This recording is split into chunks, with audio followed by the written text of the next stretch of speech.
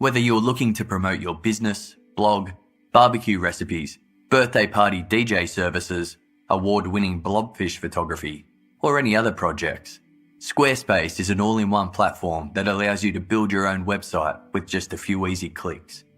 Creating a professional, functional, and engaging website shouldn't require a university degree, and with Squarespace, it doesn't. You don't need to know a thing about coding or computer programming to use Squarespace. Offering templates created by world-class designers, all you need to do is pick one that's right for you, then follow the prompts to drag and drop images, enter text, add products, and customize your settings. Squarespace offers a one-stop shop for all your website needs, from design to domain names, to hosting and everything in between. Hundreds of musicians, personal trainers, fashion designers, and small business owners from across the world are showcasing their work and services with a Squarespace-built website. If you've been putting off building your website because you feel out of your depth, now is the time with Squarespace. Check out squarespace.com/casefile for a free trial. And when you're ready to launch, use the offer code CASEFILE to save 10% off your first purchase of a website or domain.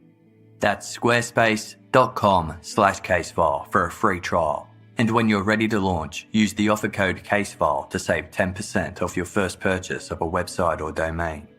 What are you waiting for?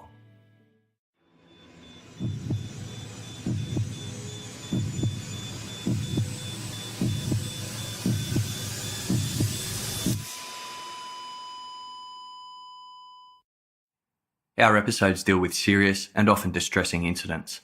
If you feel at any time you need support, please contact your local crisis centre. For suggested phone numbers for confidential support, please see the show notes for this episode on your app or on our website. In the early hours of July 2, 2002, 46-year-old Vitaly Kaloyev sat alone in the arrival lounge of Barcelona's El Prat International Airport, keeping an eye on the flight information board that displayed the schedule of all inbound flights. Listed amongst them was Bashkirian Airlines flight BTC 2937, which had been due to arrive from Moscow more than an hour ago. The word delayed had since been noted alongside. Vitaly had inquired about the delay to airport staff at an information desk, but they offered him no explanation.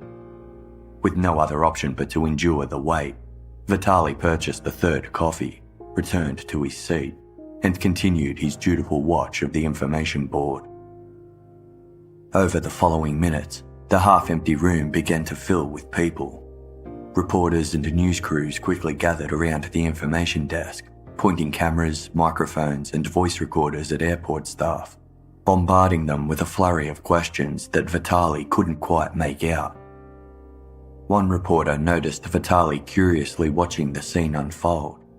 She rushed to him holding out a microphone as a cameraman trailed behind. The reporter asked Vitaly if he was waiting for a flight to arrive from Moscow. When he answered yes, the reporter offered her condolences. Confused, Vitaly asked why. The reporter replied, "They didn't tell you?"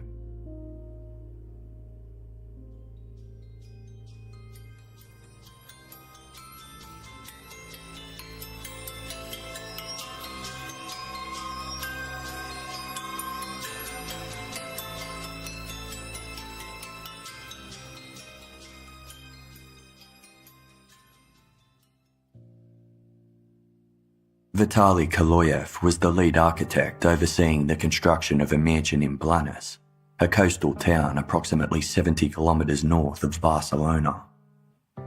In his hometown of Vladikavkaz in southeast Russia, Vitaly had designed and helped construct 100 homes, including his own spacious 3-story red brick house near the snow-capped Caucasus Mountains. Due to his many architectural accomplishments, Vitaly had been specifically requested for the development project in Spain.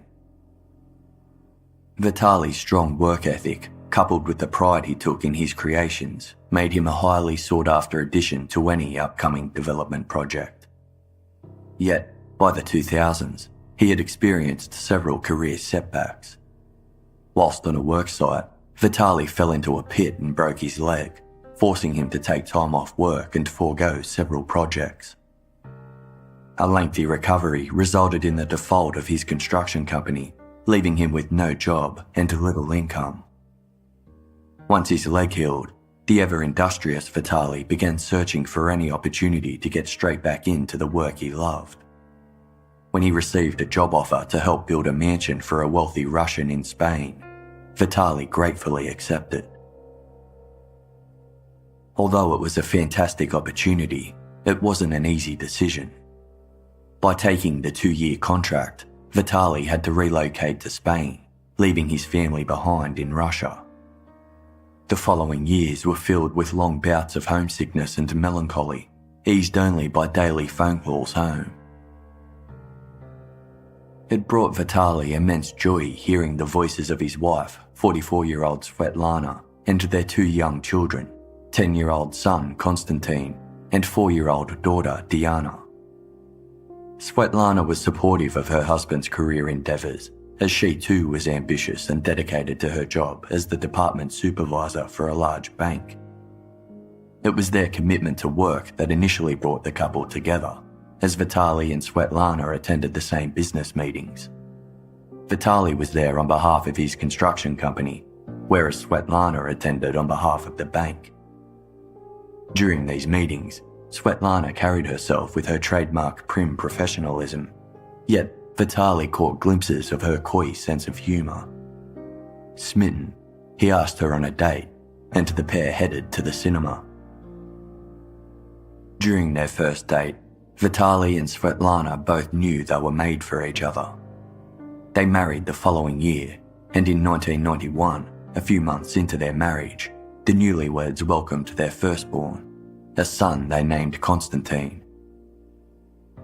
Konstantin grew up into an energetic, fearless boy who enjoyed freestyle wrestling, whilst also harbouring a quiet, contemplative side with an avid interest in computer games, chess, and astrology.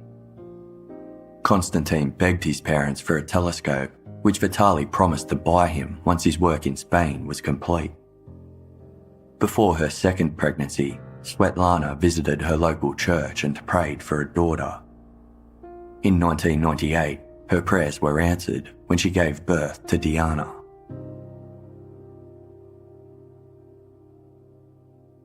When Vitaly's Spanish contract reached its conclusion in mid-2002, he invited his family to join him in Spain for a month-long holiday. Although he missed his homeland and was looking forward to returning to Russia, he wanted Svetlana, Konstantin and Diana to see the Spanish coast and experience the ocean for the first time in their lives. In the weeks leading up to his family's arrival, Vitaly thought about where he could take them. Svetlana would love strolling through the stunning botanical gardens of Marimutra in Blanes. 10-year-old Konstantin loved dinosaurs, and Vitaly knew his boy would be in awe of the life-sized models at the Paleontological Museum. As for his youngest, 4-year-old Diana, whom Vitaly referred to as his princess, it wasn't a place she wanted to see, but a person. Her father. Diana had memorised Vitaly's mobile phone number and called him daily, keeping him on the phone for hours as she relayed all the happenings at home. When she ran out of news, she would sing or recite kindergarten poems. The last time the father and daughter saw each other was when Vitaly made a brief visit home. When he was due to return to Spain, Diana tightly grabbed onto his clothes, begging her father to take her with him. By the time the Koloyev family had obtained their visas for Spain, the initial flights they hoped to book were already sold out. July was the beginning of the summer holidays, and Spain was a popular and affordable tourist destination for Russian nationals. Around noon on Monday, July 1, 2002, Svetlana received a phone call from her travel agent with good news. An unscheduled charter flight to Barcelona had been organised last minute for that evening, and there were still seats available. Just 3 hours before it was due to depart from Moscow, Svetlana purchased 3 tickets for herself, Konstantin and Diana on Bashkirian Airlines flight BTC 2937. After quickly packing their suitcases, The trio rushed to Domodedovo airport to embark their long-awaited journey to be reunited with Vitaly. Hours later, as Vitaly Koloyev eagerly awaited the arrival of his family at Elprat Airport, he received the devastating news. Bashkirian Airlines flight BTC 2937 had collided with a cargo jet in the skies over Lake Constance in southern Germany. Desperate to find out whether his family were okay, Vitaly took the next available flight to Zurich in Switzerland, which was less than a 2-hour drive away from Lake Constance. The 3-hour flight felt endless. Overwhelmed by the uncertain fate of his family, Vitaly struggled to stay still, constantly standing to pace nervously up and down the cabin. In an attempt to remain calm, Vitaly reassured himself that reports of the incident were likely exaggerated and that his wife and children were probably fine. Upon his arrival to Zurich International Airport, Vitaly took a cab across the border into southern Germany, heading straight to the scene of the crash. By the time he was driving towards Olvingen, 10 hours had passed since the mid-air catastrophe. Vitaly noticed the sky getting progressively darker and the smell of smoke becoming stronger. Closer to the township, the cab driver began cautiously navigating around large fragments of metal scattered across the roadways as police officers searched amongst the debris, flagging human remains.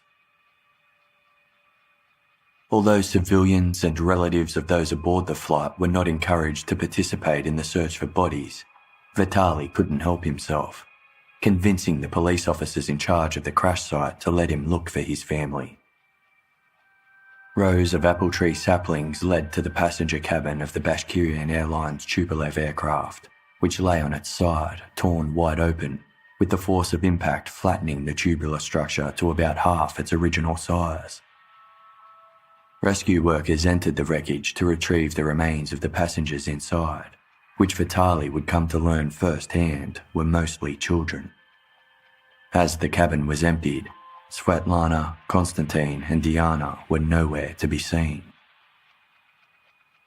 The following morning, the daughter of a farmer who lived 3 kilometres from Olvingen was driving cows to pasture.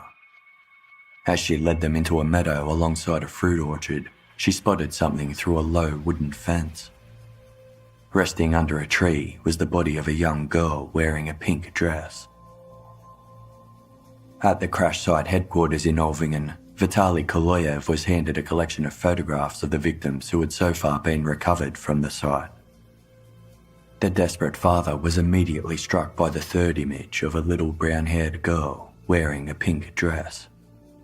Vitaly burst into tears and exclaimed, "Diana, my Diana." Due to the Tupolev's breakup in mid-air, 40 passengers were expelled from the cabin during descent, their bodies later discovered throughout fields and meadows by horrified farmers. A large leafy alder tree broke 4-year-old Diana's fall, keeping her body intact and relatively undamaged aside from scratches and bruises caused by the branches. Vitaly later visited the site where Diana was recovered and spotted a pearl necklace under the alder tree, recognizing it as a gift he had given his daughter the year prior.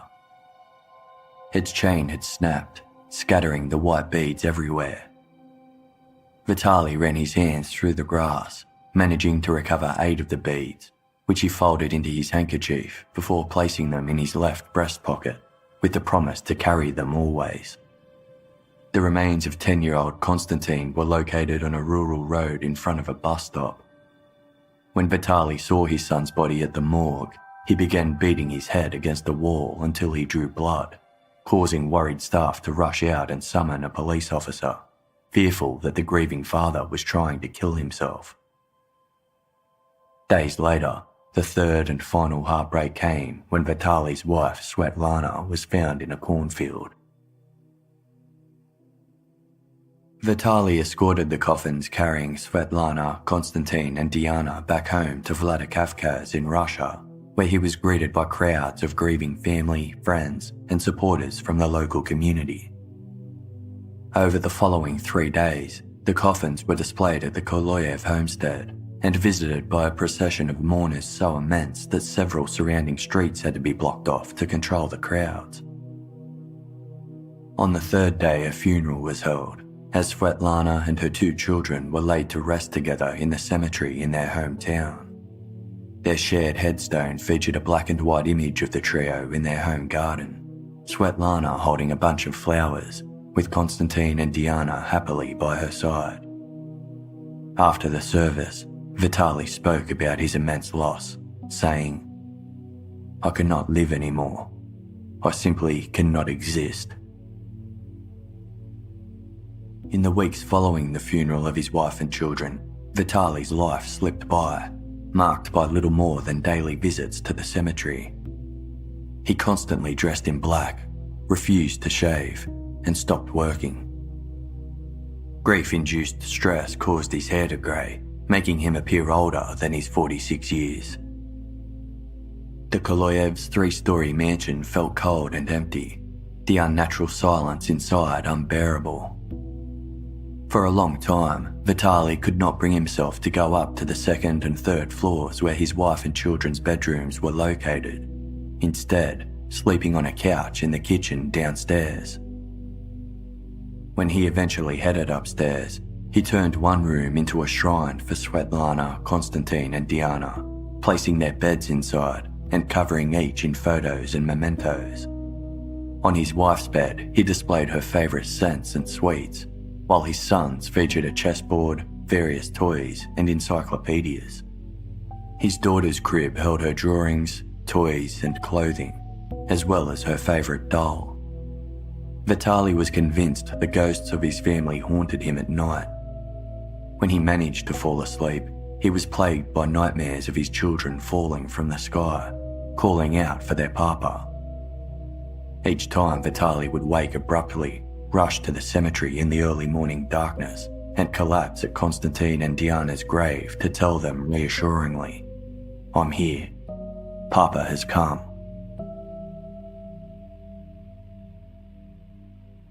On the 1-year anniversary of the Uberlingen mid-air collision, a memorial service was held in Olvingen, where an almost unrecognisable Vitaly Koloyev stood amongst the crowd of mourners. Still dressed in black, his gaunt, tired face was now framed by a long, unkempt beard. Also in attendance were Skyguide officials.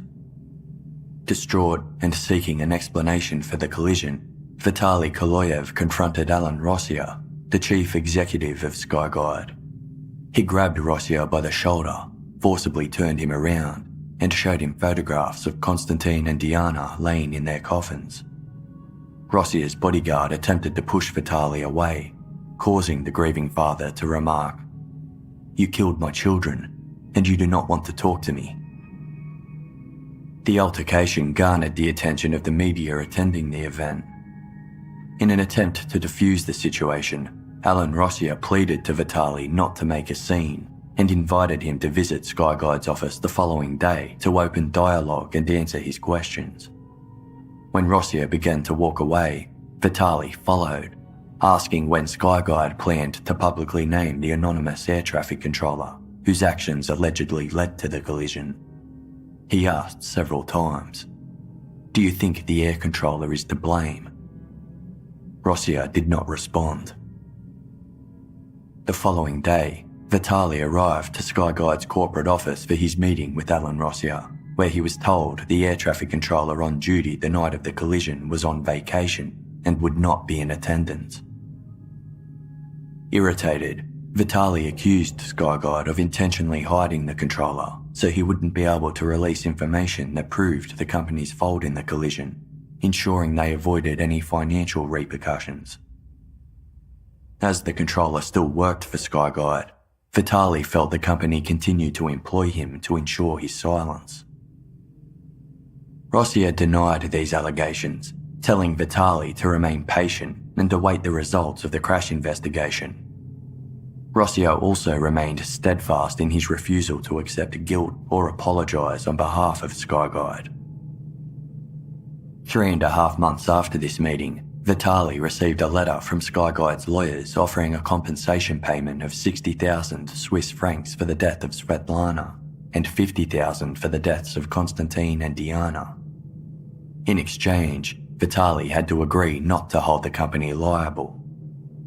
Furious that Skyguide put a price on his loss, Vitaly refused the offer, believing that by accepting the payout he was expected to forget his family and give up hope of holding someone accountable for their deaths.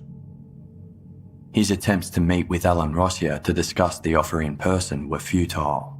Skyguide's lawyers informed Vitaly that the executive would no longer be meeting with relatives of the victims of the disaster. Vitaly made it clear that he wasn't interested in money.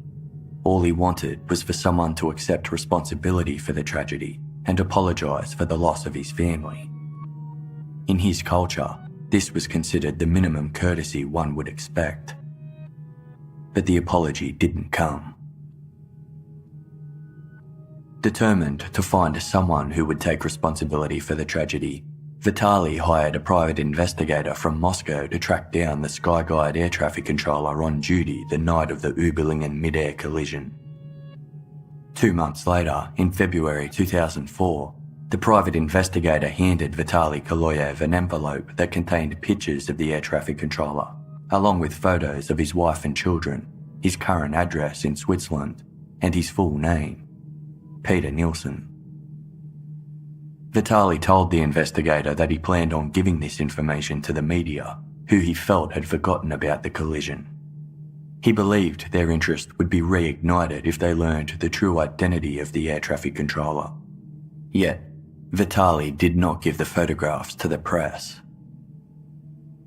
Instead, he phoned a Swiss-based travel agency and asked them to book him into a hotel room close to Zurich International Airport. On Saturday, February 21, 2004, Vitaly arrived in Switzerland and checked in to the Welcome Inn, a hotel situated in the suburb of Cloten. According to hotel staff, their Russian guest kept to himself and did little to attract their attention. At breakfast, he sat and ate alone, before spending most of the day in his room, emerging occasionally to head out into town. Staff watched as he flicked through travel brochures offering tours of the city and eyed maps of the local area. The hotel's manager recalled, "He seemed like any other tourist." On the evening of Tuesday, February 24, 2004, a Cloten resident looked out their window and noticed a dishevelled-looking man dressed in black loitering in the street. The resident watched as the man inhaled a cigarette before tossing it to the ground and crushing it with his shoe. He then approached the pink-washed building of a nearby unit block and knocked on the first door he came across. The female occupant pulled back a curtain and eyed the stranger as a friendly smile emerged from behind his unruly, overgrown beard. The woman opened her door slightly, asking if he was looking for someone. "Good evening," the man responded in a thick Eastern European accent, before handing over a piece of paper with the name Peter Nielsen written on it, along with the address for the unit next door. The woman nodded and pointed towards the property. By the time the police were called and arrived to the area some 15 minutes later, it was too late. Peter Nielsen had bled to death from multiple stab wounds to his chest, abdomen and throat. Neighbours, as well as Peter's wife Meta, provided detectives with a detailed description of the perpetrator. A burly, bearded man aged in his 40s or 50s with greying hair, wearing dark clothing with a long coat, who spoke with a Russian accent. A search of the area led to the discovery of a 22-centimetre long folding knife which had been discarded in the snow near the Nielsen's residence. Testing revealed its blade contained traces of Peter Nielsen's blood, confirming it to be the murder weapon. Several unidentified fingerprints were also located on the handle. After years of being suppressed, Peter Nielsen's name was finally published by the press. Not only was he identified as a victim of murder, but also as the air traffic controller under investigation for the 2002 Uberlingen mid-air collision. As such, A link between the two incidents was immediately drawn by police, who strongly suspected the killer may have been motivated by revenge. Keeping their assumptions under wraps, law enforcement declined to identify their suspect or release his nationality to the media. Making their own inquiries, reporters spoke with Peter's neighbours, who confirmed the alleged killer to be a Russian man. The media also caught wind that Swiss border police had been put on high alert, indicating there was a genuine concern the killer might flee the country. This added fuel to presumptions the killer was indeed a Russian national, and the murder an act of revenge for the Überlingen mid-air collision. As police searched for Peter Nielsen's killer, global media speculated as to who it might be. Initial suspicions were spotlighted on Alexander Sarchuk, whose wife and 2 children had perished aboard Bashkirian Airlines flight BTC 2937 as part of the Ufa school trip. The monumental scale of his loss indicated Alexander fit the profile of someone likely to seek revenge against Peter Nielsen. To dispel rumours, Alexander appeared on Russian television to establish he was not in Switzerland at the time of Peter's murder, and to publicly condemn the killing of the former air controller. The hunt to find the suspect led police to look beyond the relatives of the Ufa school group. They discovered another Russian man had also lost everything in the Überlingen mid-air collision, Vitaly Kaloyev, whose physical appearance matched witness descriptions of the alleged killer. Inquiries led to the discovery that a week before the killing, Vitaly had obtained a tourist visa for Switzerland, with airline records confirming he flew into Zurich on February 21, 3 days before the crime, and had yet to return to Russia. Vitaly Kaloyev became the prime suspect, with the motive for killing Peter Nielsen presumed to be an unprecedented case of deliberate revenge by a grief-stricken man with nothing left to lose. One tabloid read, "In the catastrophe over Lake Constance, Vitaly Kaloyev's entire family perished, his wife and 2 children. It can be assumed that, without waiting for the results of the investigation, this man decided to take justice into his own hands. Moreover, in Russia, where Vitaly Kaloyev comes from, blood feuds are widespread." News of Vitaly Kaloyev's possible involvement in Peter Nielsen's murder came as little surprise to those who knew him. Vitaly's brother Yuri told Russian reporters that his brother had disappeared a week ago without telling anyone where he was going, and his sister-in-law Margarita further explained, "Vitaly suffered everything alone, and after 2 years he was in such a state that I would not be surprised if he would behave irrationally. Put yourself in his place. To lose all your family in a minute." At 5 p.m. on Wednesday, February 25, the day after Peter Nielsen's murder, 5 plainclothes police officers arrived to the Welcome Inn Hotel, having been informed by a local travel agency their prime suspect was a current guest. Hotel staff directed the officers to room 316, and upon entry, they found Vitaly Kaloyev asleep on the bed, his packed suitcase nearby. The officers surrounded the end of the bed as one shook Vitaly's leg. When he awoke, he smiled and asked, "What took so long?" Vitaly was immediately placed under arrest for the murder of Peter Nielsen and escorted to Zurich police headquarters, where he was taken into an interrogation room for questioning. In the presence of Swiss detectives and a translator, Vitaly was asked if he knew the name Peter Nielsen. His response was, "Yes, that is the killer of my children." He initially denied involvement in Peter's murder, claiming he was at the hotel bar at the time of the killing. He insisted he was only in Zurich for a brief stop whilst in transit to Spain, as he wanted to visit a local priest who had supported him at the Olvingen crash site in 2002 to thank him with a gift. Unconvinced, detectives treated Vitaly's hands with a solution which revealed the presence of bloodstaining. A forensic investigation of Vitaly's room at the Welcome Inn also revealed traces of Peter Nielsen's blood in the bathroom. Witnesses, including Peter's wife, Meta, positively identified Vitaly as the man responsible for the murder. Furthermore, the fingerprints found on the handle of the murder weapon matched Vitaly's. With this discovery, Vitaly admitted to owning the weapon, explaining that all Russian men carried knives on them at all times in case they came across a task that required the use of one. Yet, he conceded to purchasing the knife in question in Zurich. With evidence mounting against him, Vitaly finally admitted to confronting Peter outside his home on the evening of February 24. However, he stopped short of confessing to the murder, maintaining he couldn't remember the events that followed the confrontation, only that he had lost control and had probably killed Peter. Vitaly insisted his intention in hiring a private investigator to obtain Peter Nielsen's personal information was to finally expose the air traffic controller's identity to the public. In the end, he decided to meet Peter before going to the press, believing a conversation with the man might change his attitude. Doctors determined Vitaly was at a high risk of suicide and he was transferred from police custody to a psychiatric clinic. During the day, Vitaly was allowed out of his room to socialise with other patients in the clinic's common area. To pass the time, he would watch others play backgammon and chess, but would never participate himself.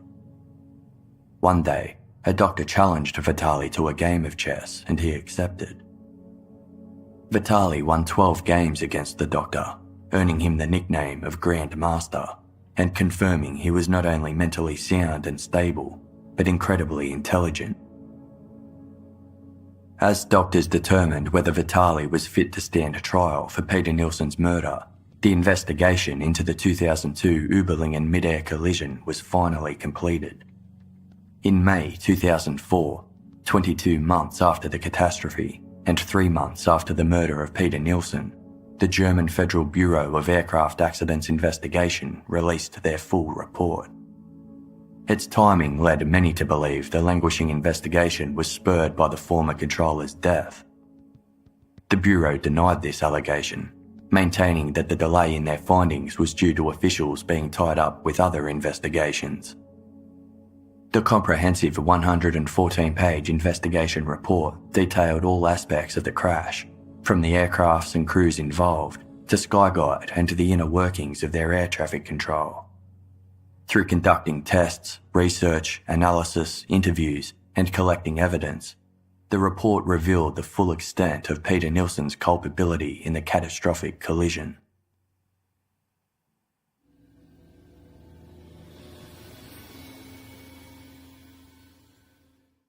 Hiring can be pretty time-consuming. You post a job to several online job boards, only to get tons of the wrong resumes. Then you have to sort through all of those resumes just to find a few people with the right skills and experience. Those job sites that overwhelm you with the wrong resumes, they're not smart. That's why you should do the smart thing and go to ziprecruiter.com/casefile. Unlike other job sites, ZipRecruiter finds qualified candidates for you. Its powerful matching technology scans thousands of resumes to identify people with the right skills, education, and experience, and actively invites them to apply to your job, so you get qualified candidates fast. It's no wonder that ZipRecruiter is rated number 1 by employers in the US. This rating comes from hiring sites on Trustpilot with over 1,000 reviews. And right now, listeners of Casefile can try ZipRecruiter for free at this exclusive web address, ziprecruiter.com/casefile. If you love this show your support to it and to ZipRecruiter by going to ziprecruiter.com/casefile. That's ziprecruiter.com/casefile. ZipRecruiter, the smartest way to hire. As the anonymous host of Casefile, I often find myself avoiding answering many personal questions directed towards me. But one question I can and will always answer is, what's the time? Strapped to my wrist is my movement watch, a simple, stylish and classic analog timepiece that looks and feels great. Starting at just $95, movement watches are a fraction of the price you'd pay for a watch of similar quality at a big brand department store. You'll have more cash to spend on the things you love, while looking like you forked over the big bucks on a designer item. With Valentine's Day around the corner, why not gift a movement watch to your loved one? A lifelong present that reminds them you will always value the time you spend together. Movement stylists have perfectly curated some special Valentine's Day gift boxes to make shopping fun and hassle-free, with an excellent range available for both men and women. Movement watches don't count steps or receive text messages. They simply tell the time, like a true classic timepiece should. I've received so many compliments from friends and family that they've since bought their own movement watches. Now, whenever someone asks me what's the time, they also ask, where did you get that watch? Get 15% off today with free shipping and free returns by going to movement.com/casefile. Check out their expanding collection and to see why Movement keeps growing. Go to movement.com/casefile. That's mvmt.com/casefile and to join the movement. How many times have you settled down to listen to the latest episode of Casefile, only to realise that old, worn lounge chair is no longer able to keep you comfortable? If a piece of furniture requires you to constantly shift positions in desperate search of a spot of comfort, then it's not doing its job. If you're looking to update your furniture, Article is an online-only company that offers beautifully designed modern furniture at an affordable price. By eliminating the layers of traditional retail, Article is able to keep the quality high and the prices low, with all furniture orders shipped within the US and Canada at a flat rate of $49. Casefile's composer, Andrew Joslyn, was recently looking to spruce up his house, but couldn't be bothered with expensive showrooms and pushy salespeople. After browsing through Article's impressive online collection of Scandinavian-inspired designs, he narrowed it down and decided to order a couple of eye-catching rugs and a throw. He was thoroughly impressed by the Article experience from start to finish, from the online user experience to the quality and aesthetic of the items, which complemented his house perfectly. He even rated Article's delivery service as 5 stars. It's about time to toss out that uncomfortable, dated furniture covered in cat hair and stains. Article is offering listeners of Casefile $50 off their first purchase of $100 or more. To claim, visit article.com/casefile. That's all it takes. Go to article.com/casefile and the discount will be automatically applied at checkout. That's article.com/casefile to get $50 off your first purchase of $100 or more.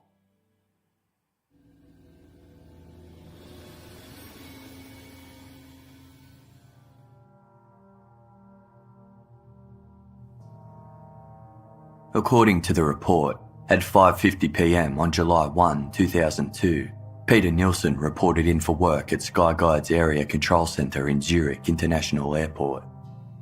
Due to the reduction of air traffic at night, Skyguide felt it necessary to only have 2 air traffic controllers on night duty. Peter Nielsen and his fellow night shift colleague were seated several feet apart at separate workstations, dutifully observing their radar screens. Typical of the late shift, Swiss airspace was relatively empty with only a few aircrafts passing through. With such little going on, Peter's colleague decided to take a lengthy break, which was a mutually accepted practice between colleagues tolerated by Skyguide management. At 9 p.m, Peter's colleague headed to the staff lounge to take a nap, an act that would normally see him return to the control room in the early hours of the morning. Approximately 10 minutes later, 2 Skyguide authorised technicians stopped by Peter's workstation to inform him they would be carrying out maintenance work on the control tower's main radar equipment, a task that would take approximately 6 hours and would require the main telephone system to be shut down. Such intrusive maintenance work, though uncommon, was necessary to ensure everything in the control tower was in constant working order. Upkeep occurred mostly at night, as such disruptions would wreak havoc during the busy day shift. Peter could do little else but accept the inconvenience. At 9:25 p.m, Peter received radio communications from the cockpit crew of Aero Lloyd Flight AEF 1135, which was coming in to land at the Friedrichshafen Airport, a German city on the northern shoreline of Lake Constance. The flight had been scheduled to land earlier, but unexpected delays meant it was now running late, and the crew were eager to return to ground. To monitor this aircraft, Peter moved away from his own radar screen and went to his colleague's unmanned workstation, where he switched the screen to display airspace over Friedrichshafen Airport. Friedrichshafen's runways were closed at night, meaning Peter needed to phone the airport to obtain clearance for the aircraft to land there outside operating hours. However, due to the ongoing maintenance work occurring at Skyguide's control tower, Peter's phone was temporarily out of order and he was unable to make the call. Suddenly, Peter received radio communications from a new aircraft entering Swiss airspace. Captain Alexander Gross, piloting Bashkirian Airlines flight BTC 2937, radioed Skyguide's area control centre identifying his aircraft and detailing their flight altitude at 36,000 feet. Just as Peter returned to his own workstation to acknowledge the Bashkirian Airlines flight, he was immediately interrupted by the Aero Lloyd crew. Determined to land, they had started their final approach into Friedrichshafen. This was a problem. Peter hadn't made contact with the airport, so the plane didn't yet have clearance to land. Air traffic controllers are used to juggling multiple flights at once, but with the added pressure of working alone, the deficient phones, and having to physically move between two radar screens, Peter was quickly becoming overwhelmed. He focused on what he deemed the most urgent task, ensuring the safe landing of the Aero Lloyd aircraft. Over the following minutes, Peter attempted to call Friedrichshafen Airport twice, but to no avail. His phone line was still down. Peter radioed through to the Aero Lloyd cockpit and explained that he had no phone connection and requested the crew contact the airport directly. The pilot replied, "Okay, will do." Meanwhile, at Karlsruhe Airport in southwestern Germany, an air traffic controller spotted danger on their radar screen. Two aircrafts were approaching the Germany-Switzerland border, both cruising at 36,000 feet. One was northbound, the other moving westerly. Within minutes, the flight paths of Bashkirian Airlines flight BTC 2937 and a DHL cargo flight DHX 611 would intersect over Lake Constance, resulting in a collision. As this particular section of airspace was under Skyguide's jurisdiction, international air traffic rules prevented the controller at Karlsruhe Airport from directly communicating with either of the aircraft's pilots. Instead, the controller phoned Skyguide's area control centre in Zurich to warn them of the impending crisis. But they couldn't get through. Skyguide's phones were still down.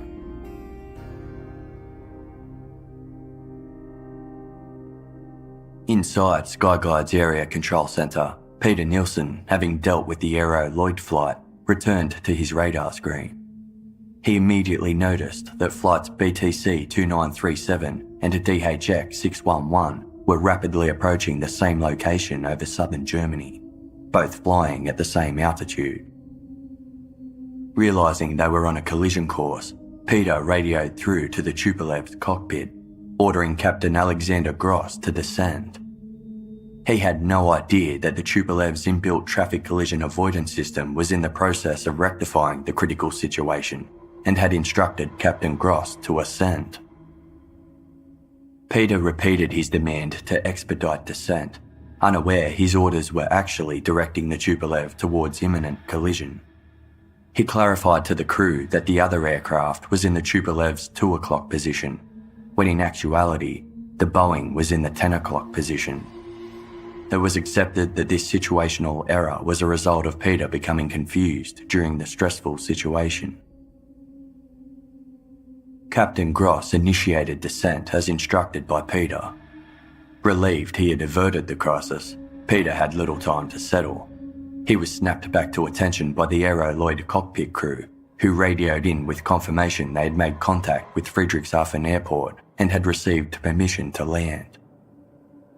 Peter moved away from his workstation to his colleague's radar screen to monitor the landing. Around half a minute later, at 9:36 p.m, Peter returned to his radar screen and witnessed the blips of flight BTC 2937 and DHX 611 suddenly disappear. He attempted to re-establish radio communications with the Tupolev cockpit crew, but it was too late. The report handed down by the Bureau concluded the 2002 Überlingen mid-air collision was largely due to two major causes. Firstly, Peter Nielsen was not quick enough in noticing the danger of the collision. Secondly, the Tupolev crew made an error by obeying him and should have followed the commands provided by their TCAS equipment instead. Despite these findings, the report determined Peter Nielsen was not responsible for the collision. It was severely critical towards Skyguide, faulting the air navigation company for allowing an air traffic controller to work alone and permitting employees to take long breaks, despite such behaviour being against regulations. Although Skyguide management had informed Peter of the scheduled maintenance work, he was unaware of the detrimental impact it would have on the tower's technical equipment. Aside from the phone lines being shut down, the radar software was also placed in a restricted mode, causing the system to work slower than usual. Given this delay, it was highly likely Peter didn't fully understand the urgency of the situation as it was unfolding. This was indicated in the statements he provided immediately following the crash. He told investigators that he ordered the Tupolev to descend 2 minutes before collision, when in reality, the order was given just 43 seconds prior. Furthermore, the issues that arose from the maintenance work meant Peter spent more time than anticipated coordinating the Airbus's late arrival to Friedrichshafen Airport. They also impacted the warning calls from Karlsruhe Airport about the impending collision. In addition, there were only 2 radio frequencies available to Peter Nielsen's workstation.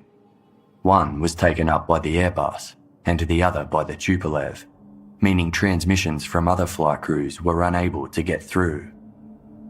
This meant he did not receive the radioed messages sent by Captain Paul Phillips aboard the DHL Boeing cargo jet, in which the pilot explicitly reported his aircraft's traffic collision avoidance system had ordered him to descend.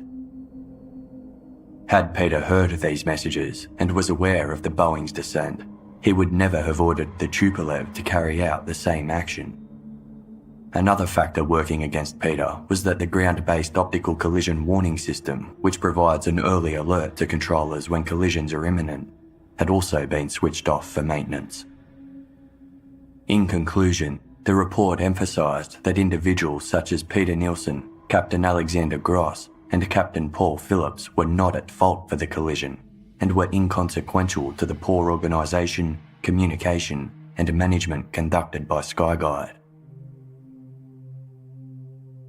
Following publication of the Bureau's report, a critical eye was also placed on the International Civil Aviation Organisation when it was revealed that a year and a half prior to the Überlingen mid-air collision, a similar incident almost occurred in airspace over Japan.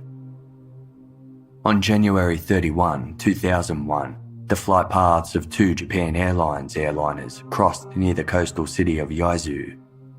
An air traffic controller noticed the imminent danger, but in circumstances that bore a chilling resemblance to the Überlingen mid-air collision, gave orders that were in conflict with the aircraft's traffic collision avoidance system.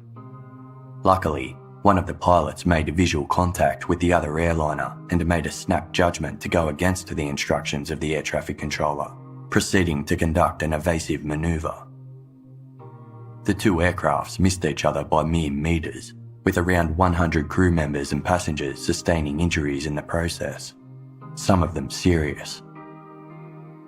This was not the only incident reported to the International Civil Aviation Organisation. In the 2 years leading up to the Überlingen mid-air collision, 4 similar near-miss incidents involving pilots mistakenly obeying air traffic control instead of their TCAS equipment had occurred in Europe alone. The Japanese government appealed for international aviation authorities to implement measures to prevent such incidents from occurring in the future, sensing the situation was a disaster waiting to happen. But their request was initially met with silence. The International Civil Aviation Organization only chose to act after the fatal Überlingen mid-air collision. Japanese officials later stated, "The International Civil Aviation Organization did not feel it was necessary to get involved with this, and they left it entirely up to the Japanese authorities. Had it been a collision, maybe they would have gotten involved. If they carried out a detailed investigation of the incident in Japan and made recommendations that led to changes in procedures, the Überlingen mid-air collision probably would not have happened." Following the revelation that Peter Nielsen was not personally responsible for the Überlingen mid-air collision, the true senselessness of his death became clear.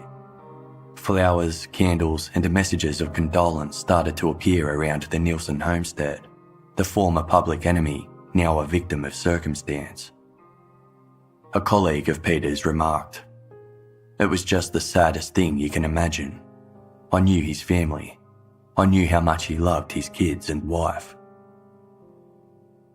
The Bureau's report had no impact on Vitaly Kaloyev's circumstances, who was formally charged with the premeditated killing of Peter Nielsen, a crime under Swiss law which was positioned between murder and manslaughter. Supporters rallied throughout Russia on behalf of Vitaly, bearing signs with the slogan, "Freedom to Kaloyev." The crowds included relatives of the Ufa schoolchildren, who firmly believed Skyguide's shortcomings caused the chain of tragic events leading to Peter Nielsen's murder, and thus Swiss authorities should be pursuing the company and viewing Vitaly's actions with sympathy. The trial for the premeditated killing of Peter Nielsen began on October 25, 2005. Vitaly Kaloyev took the stand where he explained to the court that the Überlingen mid-air collision ended his life. Crushed by the overwhelming loss of his family, Vitaly stated, "I have been living in the cemetery for almost 2 years, sitting behind their graves." Vitaly presented the contractual agreement he received from Skyguide's lawyers dated November 11, 2003, in which the company offered him monetary compensation for the deaths of Svetlana, Konstantin and Diana in return for not pursuing legal action against the company. Vitaly explained he was infuriated over Skyguide's initiative to haggle over his dead family, admitting to the court that he flew into a rage after receiving the letter, smashing the furniture in his home. Quote, "How else should I react to the offer to sell my children? They demanded that I give up my family. This was an attempt to solve the financial problems of the company at the expense of my dead children. They did not just want to pay me off, they wanted me to give up all the claims to all possible culprits of the disaster so that they themselves could make claims to them." Vitaly explained he never wanted to cause physical suffering to anybody and only ever sought an apology from the head of Skyguide, Chief Executive Alan Rossier, whom Vitaly called the main culprit of the air crash. When Rossier denied Vitaly's request for an apology, Vitaly sought out the next person in the chain of blame, Peter Nielsen. Vitaly walked through the days leading up to his confrontation with Peter. Upon arriving to Zurich, Vitaly left his hotel room and purchased the knife from a nearby supermarket. He then set out on the half-hour walk to the Nielsen's suburban flat, where he waited nearby until he laid eyes on Peter for the first time. Over the following days, he stalked the former air traffic controller to the bus stop and watched as the father of 3 walked his children around a pond near his home. Vitaly hoped to see a hint of sorrow or conscience, something that would make him change his mind, but saw nothing of the sort. On the evening of February 24, Vitaly took a seat on a garden chair near the Nielsen's patio.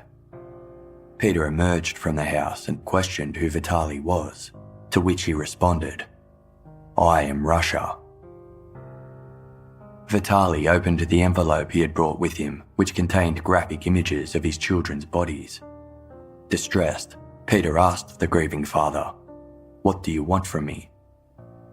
Pushing the photos into Peter's chest, Vitaly responded, "You thought you could do this and go unpunished. What would you feel if you saw your children in coffins?" Vitaly claimed to see arrogance and contempt in Peter's eyes as he swiped the photos away, causing them to flutter to the ground. Vitaly Kaloyev watched as they fell. Quote, "I only remember that I had a very disturbing feeling, as if the bodies of my children were turning over in their graves." He recalled pulling out his knife, although still maintained he could not remember what happened next, insisting everything went black. It took Peter Nielsen roughly 2 minutes to bleed to death as his wife watched on helplessly. Vitaly fled the scene, tossing the murder weapon into a mound of snow on his way back to his hotel. His first memory was taking out the envelope of photographs and realising the images of his children were stained with blood. He looked down at his clothes and realised that he too was covered with blood.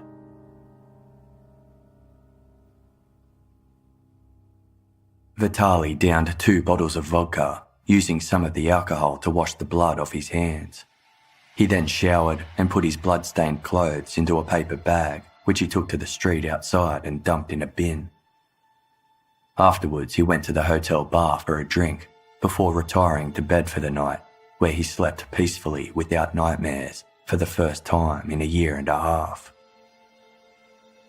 The following morning, Vitaly went to the hotel restaurant and drank 2 cups of coffee before visiting a local church. When he returned to his hotel room, he packed his suitcase, then lay exhausted on the bed where he fell asleep. He woke hours later at 5 p.m. when the police arrived. Vitaly's lawyer argued for diminished responsibility, asserting the grieving father suffered an emotionally fueled blackout upon his confrontation with Peter, in which he lost all control. The prosecution were unconvinced Vitaly wasn't fully aware of his actions, believing the defendant was fueled by a burning desire for revenge to inflict harm on Peter, as evident by the fact he took a knife to what he insisted was a peaceful errand. After 2 days of proceedings, Vitaly Kaloyev was found guilty for the premeditated killing of Peter Nielsen and sentenced to 8 years in prison. When the verdict was announced, Vitaly refused to stand, telling the court, "I am accused of burying my children. Why would I stand up?" Outside court, Vitaly's brother Yuri showed reporters photographs of the bodies of the Russian children who died in the Uberlingen mid-air collision and said, "I had to attend the trial of my brother today, instead of a trial of those who killed 71 people. A government official from Vitaly's hometown who attended the trial as a private citizen told reporters, "Skyguide can be happy and sleep calmly. Our Vitaly will be in prison, and Nielsen, who bore the brunt of the company's sins, is no longer with us." During the memorial service marking the 2nd anniversary of the Uberlingen mid-air collision, Peter Nielsen was listed among the victims of the tragedy, and a separate candle was lit in his honour. Althea Chananova, whose daughter perished in the crash, spoke out in support of the former air traffic controller, stating, "We didn't want Peter to be killed. We didn't want to have more victims related to that catastrophe because of our children." However, many other relatives of the deceased Russian schoolchildren spoke in defence of Vitaly. In a joint statement, they wrote, "Only we parents who have lost their children in this terrible accident can fully understand the abyss of grief and the desperation of Vitaly Kaloyev after the death of his children and wife. We, the parents of the dead children, are outraged that a criminal investigation into the plane crash and the death of 71 people has not yet been completed, and the specific guilty persons of Skyguide have not been convicted. In fact, none of the perpetrators suffered even administrative punishment. At the same time, the trial of Vitaly Koloyev, who was accused of the murder of one Swiss citizen, took place 1 year after the incident. Vitaly Koloyev is not an avenged killer, but an unfortunate victim of a tragedy that destroyed his whole life. Parents and relatives of the dead Ufa school children found at least some strength communicating and supporting each other in a common grief. Vitaly Koloyev was alone with his loss, having lived almost a year in the cemetery next to the graves of his loved ones. In this situation, a living person cannot calmly and adequately perceive the irresponsibility, indifference, and cynicism of the perpetrators of a plane crash trying to evade responsibility. The inhuman, cynical attitude towards someone else's grief was manifested in the absence of official condolences and apologies to the families of the deceased, and later, the removal of the Skyguide Directorate from contact with lawyers defending our interests.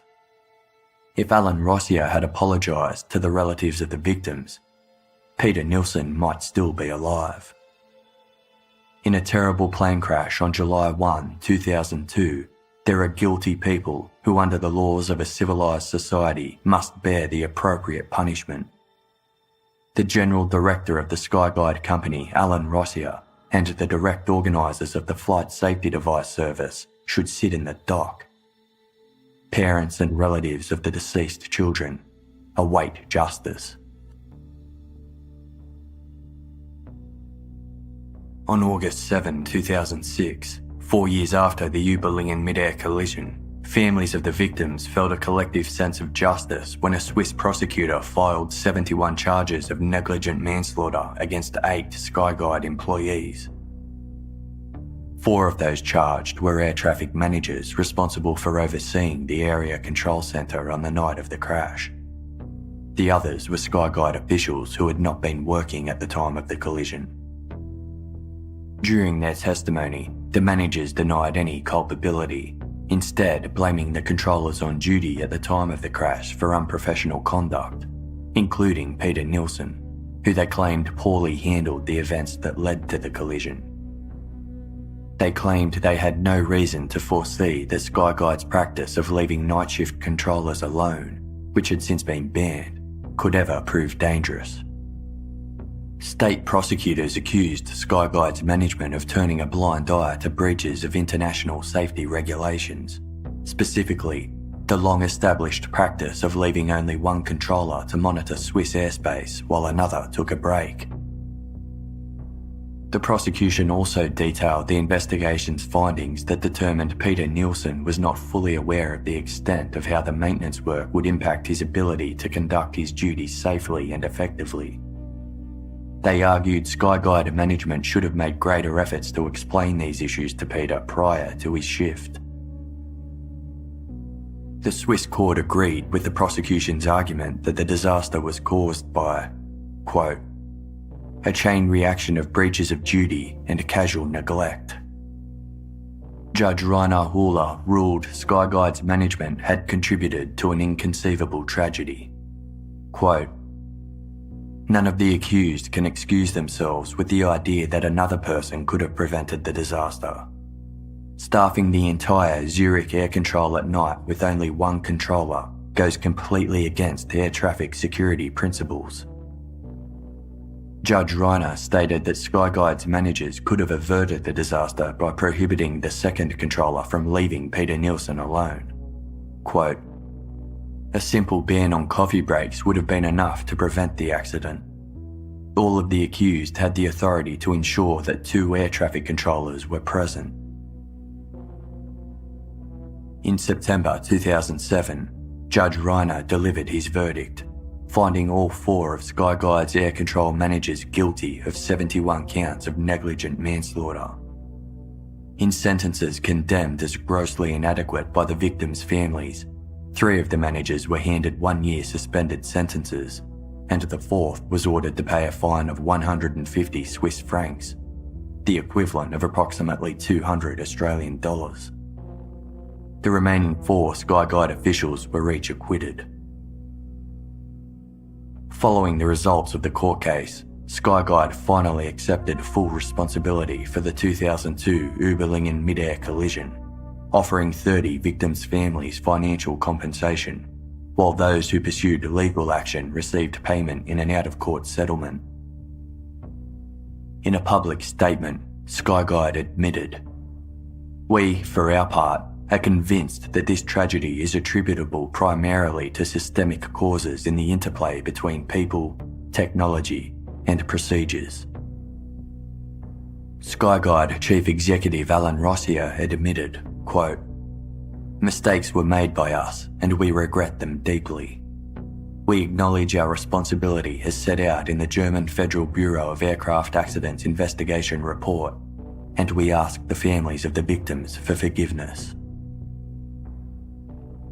Swiss President Caspar Villiger offered an official apology to Russia on behalf of his country. The German government also accepted some of the blame, concluding they should not have handed control of a portion of their airspace to a private foreign company that had obvious management issues.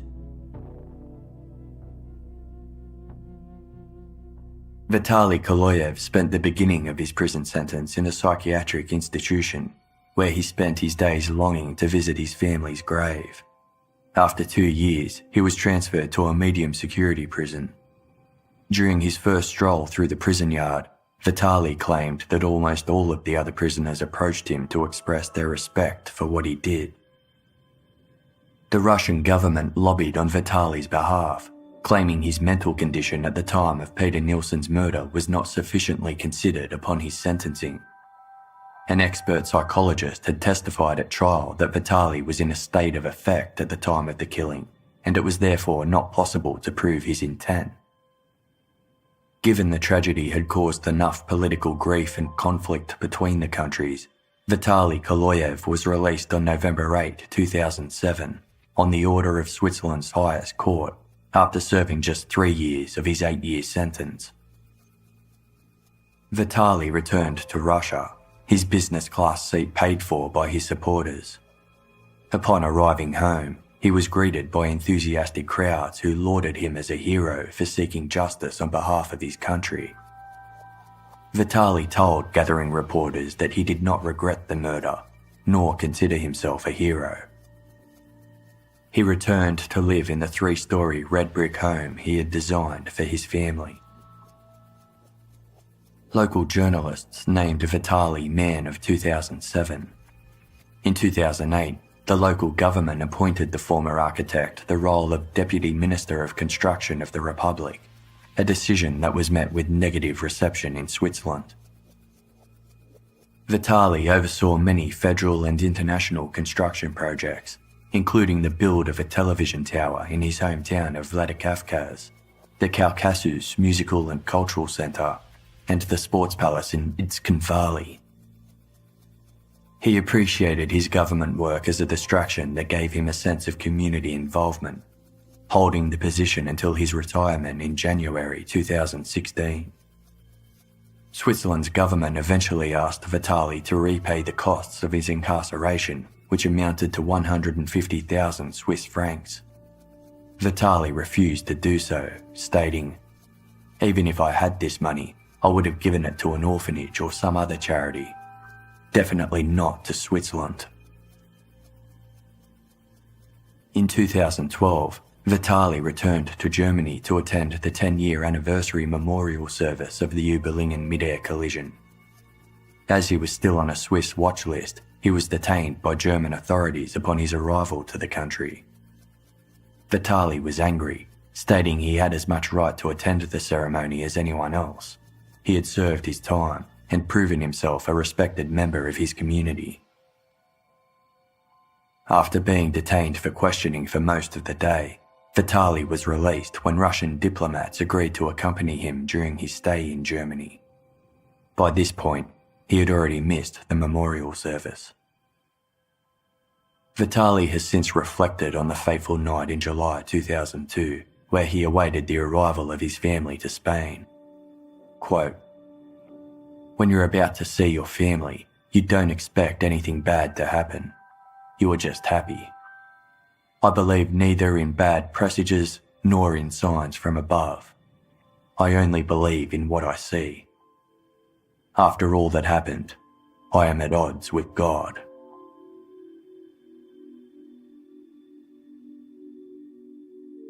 Russians remain divided about Vitaly's actions. Those who admire him ponder over whether they would have the strength to do what he did. A member of an organisation dedicated to helping the relatives of air crash victims stated, "Koloyev is a hero. Those guilty of causing air crashes often remain unpunished. Such a radical punishment is the only way to make them carry responsibility for their crimes." Vitaly has received hundreds of handwritten letters of support, with some coming from as far away as Canada and Australia, and even Germany and Switzerland. Vitaly gratefully reads every piece of mail and keeps the letters carefully stored away. A supporter from Moscow wrote to him, "If it were up to me, I'd put the entire world at your feet. If more people were like you, the world would be a better place." Other Russians are horrified by Vitaly's celebrity status and regard him as a murderer. One critic stated, quote, "We live in a very sick society. This is the clan mentality which Stalin successfully instilled in the minds of our ancestors and our people. And now the authorities are appealing deliberately again to this primitive and barbarian psychology." In 2016, on the eve of his 60th birthday, Vitaly was awarded the highest state medal, titled "To the Glory of Ossetia." The medal was presented for his role in improving the living conditions of the inhabitants of the region, educating the younger generation, and for maintaining law and order. Despite the investigation and court rulings concluding that Peter Nielsen was not responsible for the 2002 Uberlingen mid-air collision, Vitaly remains remorseless about taking the former air traffic controller's life. Quote, "He's nobody to me. He was an idiot, and that's why he paid for it with his life. If he'd been smarter, it wouldn't have been like this. If he'd invited me into the house, the conversation would have happened in softer tones, and the tragedy might not have happened. I think about his children. They're growing up healthy, full of life. His wife is happy with her children. The grandparents are happy with the grandchildren. Who am I happy with? I don't really take offence at people who call me a murderer. People who say that would betray their own children, their own motherland. I protected the honour and memory of my children." In a recent interview with a Russian newspaper, Vitaly insisted he does not want any pity. When asked if Peter Nielsen's death has since given him closure, Vitaly responded, "I don't think so. Killing him didn't make me feel any better." Following the publication of the Bureau's investigation into the 2002 Uberlingen mid-air collision, a total of 19 safety recommendations were issued to limit the chance of such a rare catastrophic event ever happening again. One recommendation advised pilots that if conflicting instructions are simultaneously issued from their aircraft's traffic collision avoidance system and air traffic control, that orders given by TCAS take precedence. Standing in the entrance hall of Skyguide's headquarters in Zurich is a 2-metre high commemorative sculpture made of blue glass and stone. The sculpture consists of 72 shimmering golden wing symbols that appear to ascend and descend at the same time. Each wing represents a victim who lost their life as a result of the 2002 Uberlingen mid-air collision, including Peter Nielsen. Located at each key site of the collision is a monument consisting of several giant steel balls connected by a broken chain, symbolising the life thread of so many people abruptly and irrevocably torn on the night of July 1, 2002. The artwork spans several countries, including Russia and Switzerland, with the majority scattered throughout the Olvingen countryside in southern Germany. The monument was inspired by the pearl necklace 4-year-old Diana Koloyev was given by her father, which was found in pieces beneath the alder tree where her small body was discovered. An inscription written in German on a memorial plaque at the site of the crash translates as follows: "In the midst of our lives, we are surrounded by death.